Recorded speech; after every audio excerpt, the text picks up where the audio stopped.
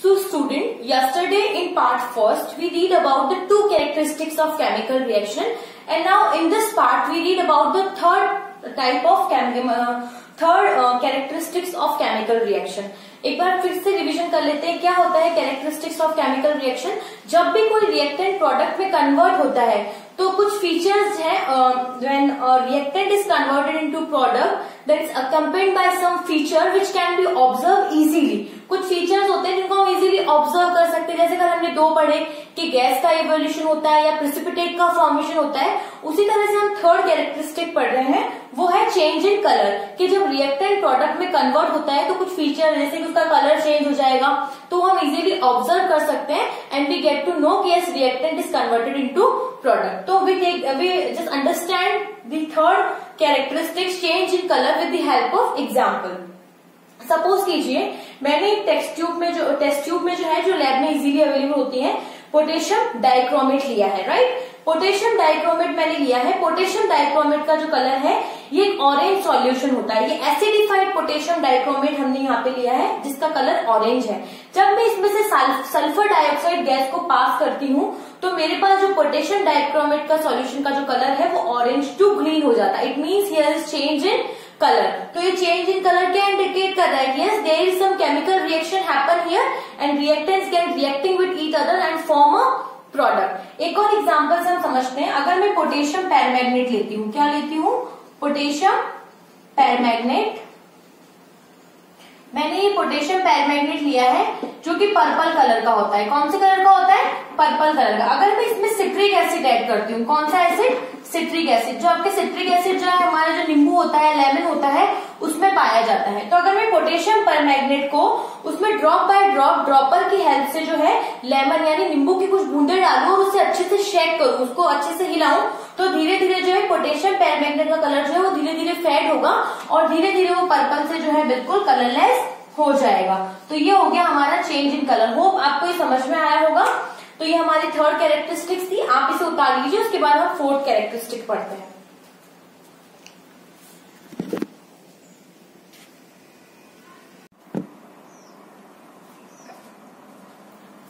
So student, our fourth characteristic is change in temperature।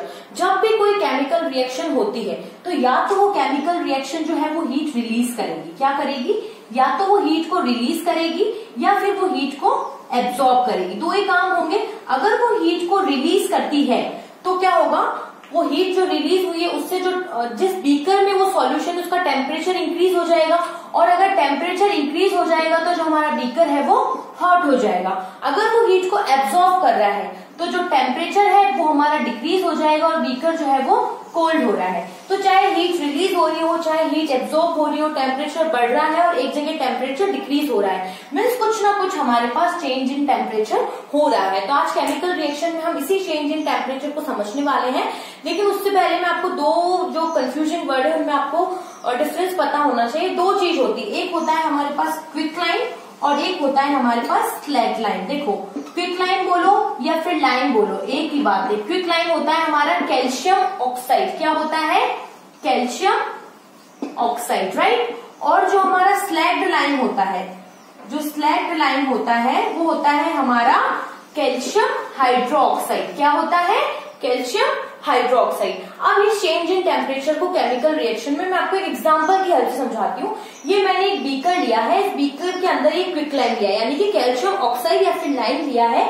जब मैं इसमें वाटर ऐड करती हूँ तो ये स्लैक लाइन बन जाता है, और जैसे ही मैं इसमें वाटर ऐड करती हूँ तो यहाँ से जो है वो हीट रिलीज होगी। हीट रिलीज होगी मतलब हीट निकल रही है, तो मिक्सचर जो है वो हमारा उसका टेम्परेचर बढ़ जाएगा। तो मैं जब इस बीकर को छूंगी तो ये थोड़ा गर्म हो जाएगा, हॉट हो जाएगा, क्योंकि यहाँ पे हीट रिलीज हो रही है, टेम्परेचर निकल रहा है, टेम्परेचर जो इंक्रीज हो रहा है और जो बीकर है वो हमारा हॉट हो रहा है। तो ये एक हमारा एग्जांपल हो गया, राइट। अगर मैंने आपको ये बोला कि हीट रिलीज भी होती है, हीट एब्जॉर्ब, तो हम एक एग्जांपल लेते हैं जिसमें हमारी हीट जो है वो एब्जॉर्ब होती है। जैसे मैंने यहाँ पे ले लिया बेरियम हाइड्रोक्साइड। क्या ले लिया है? बेरियम हाइड्रोक्साइड में अगर मैं जो है वो अमोनियम क्लोराइड ऐड करती हूँ तो इसके बाद मुझे क्या मिलता है? बेरियम क्लोराइड मिलता है प्लस अमोनिया मिलता है एंड प्लस मुझे वाटर मिलता है, राइट। जब बेरियम हाइड्रोक्साइड अमोनियम क्लोराइड के साथ रिएक्ट करता है तो ये रिएक्शन होती है, तो इसमें हीट एब्सॉर्ब होता है, तो टेम्परेचर जो है मिक्सचर का वो डाउन हो जाता है। टेम्परेचर डाउन होता है तो जिस बीकर में हम लोग इन दोनों चीजों को ऐड कर रहे हैं वो बीकर थोड़ा कोल्ड हो जाता है। तो दोनों एग्जाम्पल हो गए हमारे हीट रिलीज का भी और हीट एब्सॉर्ब का भी। एक दो टर्म और आपको पता होनी चाहिए, जो हमारी हीट रिलीज होती है, जो भी रिएक्शन जहां पे हमारी हीट रिलीज होती है उसको हम बोलते हैं एक्सोथर्मिक रिएक्शन। क्या बोलते हैं? Exothermic reaction. और जहां पे हमारी हीट एब्सॉर्ब होती है उसको हम बोलते हैं एंडोथर्मिक रिएक्शन। क्या बोलते हैं? Endothermic reaction. तो ये 2 वर्ड्स आपको क्विक लाइम और लाइम के बीच में डिफरेंस पता होना चाहिए। स्लैक लाइम क्या होता है? आपका कैल्शियम हाइड्रोक्साइड होता है। क्विक लाइम और लाइम आपका कैल्शियम ऑक्साइड होता है। एक्सोथर्मिक रिएक्शन जिसमें हीट रिलीज होती है, टेम्परेचर बढ़ेगा और बीकर जो है वो हॉट हो जाएगा। एंडोथर्मिक रिएक्शन जिसमें आपकी जो हीट है वो एब्सॉर्ब हो जाएगी, टेम्परेचर डाउन हो जाएगा, टेम्परेचर डिक्रीज हो जाएगा और बीकर जो है वो कोल्ड हो जाएगा। होप आपको ये समझ में आया होगा। और थोड़ा सा इस चीज को आप चेंज इन टेम्परेचर को ऐसे भी समझ सकते हैं कि हम किसी भी चीज को जलाते हैं ऑलमोस्ट सभी चीज जो है उसमें कार्बन होता है, तो जब मैं उस कार्बन को एयर की प्रेजेंस में जलाती हूँ तो कार्बन डाइऑक्साइड निकलती है और कार्बन डाइऑक्साइड से जो है बहुत सारी हीट जो है वो रिलीज होती है। तो जब भी हम कार्बन को जलाते हैं in the presence of oxygen तो it's also a kind of exothermic reaction. Hope आपको ये समझ में आया होगा। आप इसे उतार लीजिए, उसके बाद हम नेक्स्ट कैरेक्टरिस्टिक पढ़ेंगे।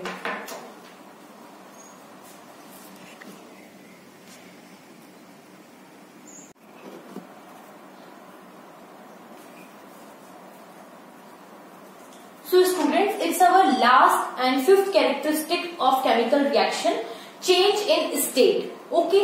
तो इसको हम एक बहुत बेस्ट एग्जांपल से समझ सकते हैं। हाँ, मोमबत्ती होती है जिसे हम वैक्स बोलते हैं, कैंडल, राइट? कैंडल होती है, मोमबत्ती जलाते हैं हम लोग। उस वैक्स को अगर मैं जलाती हूँ, इसको मैं कंबशन, इसको जलाती हूँ इन द प्रेजेंस ऑफ एयर, तो ये कन्वर्ट होती है किसमें? Water and carbon dioxide, right? अब वैक्स जो है वो हमारा एक सॉलिड प्रोडक्ट है। कैसा प्रोडक्ट है? सॉलिड है, राइट? इसकी फिजिकल स्टेट कैसा है? सॉलिड।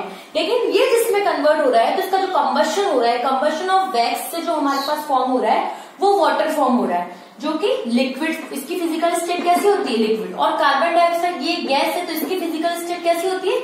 गैसियस। कैसी होती है? गैसियस। तो आप देख रहे हैं किस तरह से चेंज इन स्टेट हो रहा है। तो ये भी एक तरह की केमिकल रिएक्शन है कि जब हम किसी सॉलिड को, जैसे हम इसके एग्जांपल हमने लिया wax, wax is a solid, तो जब इसका कंबशन होगा, केमिकल रिएक्शन होगी, ये इसको हम बर्न करेंगे इन द प्रेजेंस ऑफ एयर, तो ये जो कन्वर्ट होगी वो वाटर प्लस कार्बन डाइऑक्साइड में।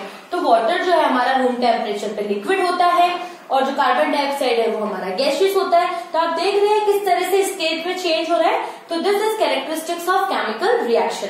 अब आपको एक थोड़ा सा ब्रीफ दे देते हैं। अभी तक हमने 5 कैरेक्टरिस्टिक पढ़ी है। Evolution of gas, formation of precipitate, change in colour, effect of temperature and change in state. अब देखिए, जरूरी नहीं है कि एक केमिकल रिएक्शन में एक ही कैरेक्टरिस्टिक वो शो करे। एक केमिकल रिएक्शन एक से ज्यादा कैरेक्टरिस्टिक भी शो कर सकती है। जैसे कल हमने सबसे पहला कैरेक्टरिस्टिक पढ़ा था इवोल्यूशन ऑफ गैस, उसमें हमने एक एग्जांपल देखा था कि जब मैं जिंक ग्रेन्यूल्स में या तो डाइल्यूट सल्फ्यूरिक एसिड या फिर डाइल्यूट हाइड्रोक्लोरिक एसिड ऐड करती हूँ तो वहां पे हाइड्रोजन गैस रिलीज होती है। तो आप देख रहे हैं वहां पे हाइड्रोजन गैस भी रिलीज हो रही है, तो एक तो इवोल्यूशन ऑफ गैस, और due to the release of hydrogen gas जो बीकर है वो हॉट हो रहा है, सो वहां पे चेंज इन टेम्परेचर भी हो रहा है। तो हो रहे हैं एक ही रिएक्शन में एक टाइम पे हम लोग 2 कैरेक्टरिस्टिक देख सकते हैं। चलिए एक और एग्जांपल लेते हैं। फिर हमने एक दूसरा पढ़ा था formation of precipitate. Formation of precipitate में हमने ऐड किया था पोटेशियम आयोडाइड और लेड नाइट्रेट सॉल्यूशन। हमें पता है कि लेड नाइट्रेट जो सॉल्यूशन है वो बिल्कुल कलरलेस होता है, लेकिन हम इन दोनों को जब ऐड कर रहे थे तो हमारे पास प्रेसिपिटेट फॉर्म हो रहा था लेड आयोडाइड। कौन सा प्रेसिपिटेट फॉर्म हो रहा था? Lead iodide. ओके, एक तो हमारे पास प्रेसिपिटेट फॉर्मेशन हो रहा था, दूसरा क्या हो रहा था कि प्रेसिपिटेट जो वो येलो कलर का फॉर्म हो रहा था, और लेड नाइट्रेट हमारा कलरलेस सॉल्यूशन है। तो lead nitrate plus potassium iodide form a lead iodide, एक प्रेसिपिटेट फॉर्म करेंगे और येलो कलर का प्रेसिपिटेट फॉर्म करेंगे। तो यहाँ पे भी 2 कैरेक्टरिस्टिक्स हो गई, कलरलेस टू कलर मतलब कि change in colour plus precipitate formation. और पहले जिंक ग्रेन्यूल्स और H2SO4 या जिंक ग्रेन्यूल HCl के एग्जांपल में हाइड्रोजन गैस यानी कि evolution of gas plus change in temperature. तो होप आपको ये पूरा समझ में आया होगा। ये हमारी कैरेक्टरिस्टिक्स कंप्लीट हो गई है। First you write it down and then we come to the next topic, chemical equation.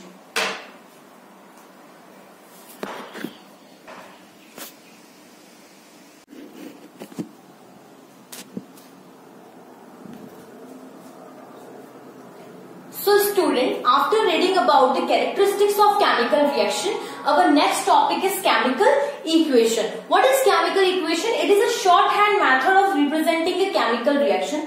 अभी तक हमने जितनी भी केमिकल रिएक्शन पढ़ी है, तो एक ऐसा मेथड उन केमिकल रिएक्शन को, जिनसे हम उन केमिकल रिएक्शन को रिप्रेजेंट करने के लिए जो मेथड यूज में आता है वो है केमिकल इक्वेशन।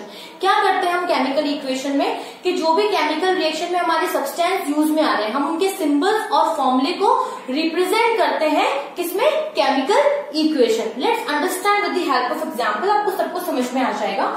जो हमने इवोल्यूशन ऑफ गैस में जो एग्जांपल लिया था कि अगर मैं जिंक में सल्फ्यूरिक एसिड ऐड करती हूँ, मैंने यहाँ हाइड्रोक्लोरिक एसिड नहीं ले रही हूँ, सल्फ्यूरिक एसिड ऐड करती हूँ, तो मेरे को यहाँ पे मिलेगा जिंक सल्फेट प्लस हाइड्रोजन। क्या मिलेगा?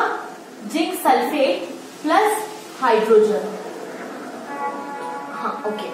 सो it's not our chemical equation, it's a word equation, क्योंकि हमने यहाँ कोई सिंबल या कोई फॉर्मूला पुट नहीं करा है। वी जस्ट सिंपली राइट कि zinc plus sulphuric acid, when they both react with each other, then they give the zinc sulfate plus hydrogen gas they release. Okay, अगर मैं इन्हीं सबके सिंबल्स लिख दूं, यानी जिंक का सिंबल लिख दूं मैं Zn, सल्फ्यूरिक एसिड का सिंबल लिख दूं मैं H2SO4, राइट, और जिंक सल्फेट का होता है हमारा ZnSO4 और हाइड्रोजन का होता है H2, then it is our chemical equation, right. कि जिंक, ये मैंने इन सबके सिंबल्स लिख दिए हैं। जैसे जिंक का मैंने लिख दिया है Zn, सल्फ्यूरिक एसिड का मैंने लिख दिया है H2SO4, जिंक सल्फेट का मैंने लिख दिया है ZnSO4 और हाइड्रोजन के लिए मैंने लिख दिया है H2। देन अगर मैं इन सभी पूरी इक्वेशन को वर्ड इक्वेशन में मैं सिंबल्स और उनके फॉर्मूले पुट कर देती हूँ, then I will get the chemical equation. One thing मैंने आपको पहले भी बताई थी, अगेन क्लियर कर रही हूँ कि ये जो है, जो हमारे लेफ्ट हैंड साइड होते हैं उन्हें हम बोलते हैं रिएक्टेंट। क्या बोलते हैं? रिएक्टेंट्स। और जो राइट हैंड साइड होते हैं वो हमें हमेशा हमारे क्या फॉर्म होते हैं? प्रोडक्ट्स। क्या फॉर्म होते हैं? राइट हैंड साइड जो फॉर्म होते हैं वो प्रोडक्ट्स होते हैं, और ये जो एरो के जो टिप है वो हमेशा राइट हैंड साइड प्रोडक्ट को शो करती है, और जो इसका टेल है वो रिएक्टेंट्स को रिप्रेजेंट करता है। अब नेक्स्ट स्लाइड में हम लोग पढ़ेंगे टाइप्स ऑफ केमिकल इक्वेशन। दो टाइप की होती है, बैलेंस्ड और अनबैलेंस्ड केमिकल इक्वेशन। जब तक आप इसे उतार लीजिए, then we proceed with next slide.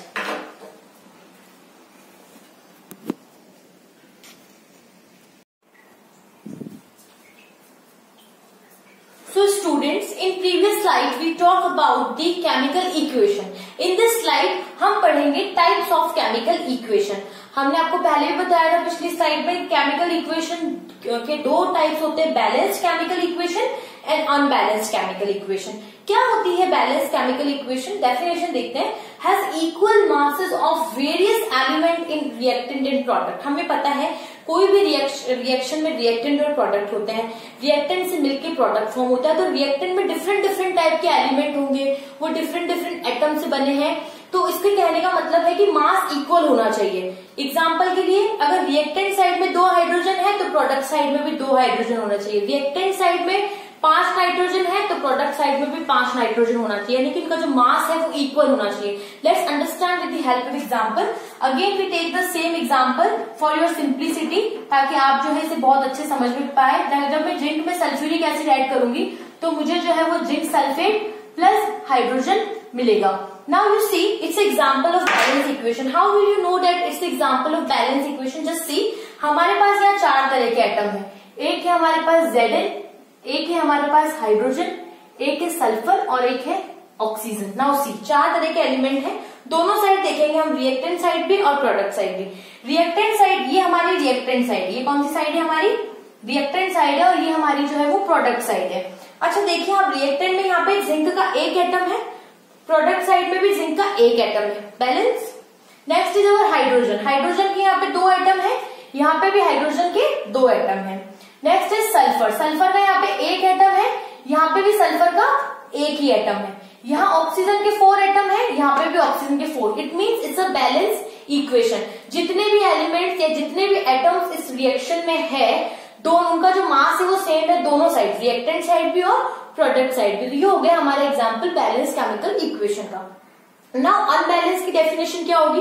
Simple, यहाँ पे हमने लिखा है equal masses of various elements and reactant in product. Unbalance has unequal बस इक्वल की जगह अनइक्वल आ जाएगा and the definition will remain the same. Has unequal masses of various elements of reactants and in reactants and product. Right, अब इसका हम example लेते हैं. बहुत सिंपल, हमारा वाटर, पानी पीने वाला. राइट, वाटर किससे मिलता है? मिलके बनता है hydrogen plus oxygen gives you water. Okay, let's check balance. देखिए ये बैलेंस है क्या? हमारे पास यहाँ पे दो एटम है, या तो हाइड्रोजन है या फिर ऑक्सीजन है. Let's check both on the reactant and product side. Reactant side हमारे पास हाइड्रोजन के दो एटम है और प्रोडक्ट साइड हमारे पास हाइड्रोजन के दो एटम है. Okay, balance. ऑक्सीजन के दो एटम है रिएक्टेंट साइड, लेकिन प्रोडक्ट साइड एक एटम है. अब क्या हुआ? इसका मतलब तो यही हुआ, मैंने बोला कि अनइक्वल मासेस. राइट, कि मतलब इधर दो ऑक्सीजन के एटम है और इधर एक ही एटम है. एक एटम जो है वो बीच में रिएक्शन खा गई, क्या खत्म हो गया? लेकिन हमारे पास एक law of conservation of mass है जो हम बहुत पहले से पढ़ते हुए आ रहे हैं. Law of conservation of mass क्या होता है? Law of conservation of mass हमें बोलता है कि मास can neither be created nor be destroyed. कि मास जो होता है ना ही हम उसे कभी बना सकते हैं ना ही हम उसे डिस्ट्रॉय कर सकते हैं. फिर ये अगर मैं इस इक्वेशन को देखूं तो यहाँ तो जो law of conservation of mass है वो मेरा फुलफिल ही नहीं हो रहा, क्योंकि मास तो यहाँ पे कम हो गया. प्रोडक्ट रिएक्टेंट साइड में तो दो ऑक्सीजन के एटम है और प्रोडक्ट साइड में एक ही ऑक्सीजन का एटम है. तो इस law of conservation of mass को फुलफिल करने के लिए एक नया कॉन्सेप्ट निकल के आया, बैलेंसिंग ऑफ इक्वेशन. क्या निकल के आया? Balancing of equation. कुछ के माइंड में तो अभी यहाँ पे ये आ रहा होगा कि मैम आप एक काम कीजिए, इस O2 को हटा दीजिए यहाँ से. इस O2 को हम लोग, जैसे मैं अपनी यहाँ बताती हूँ, जैसे मैम आप एक काम कीजिए, H2 के साथ O ले लीजिए और फिर इसे H2O बना दीजिए. ये हो गई हमारी बैलेंस इक्वेशन. मैम आप भी क्या बात करते हैं, ये H2 ये O दोनों बैलेंस है. बट कुछ तो नेचर में एग्जिस्ट करता है. हमारे कुछ मॉलिक्यूल्स हैं, जैसे दो होते हैं, डायटोमिक और होते हैं, लेकिन अभी आप जैसे डायटोमिक और मोनोटोमिक.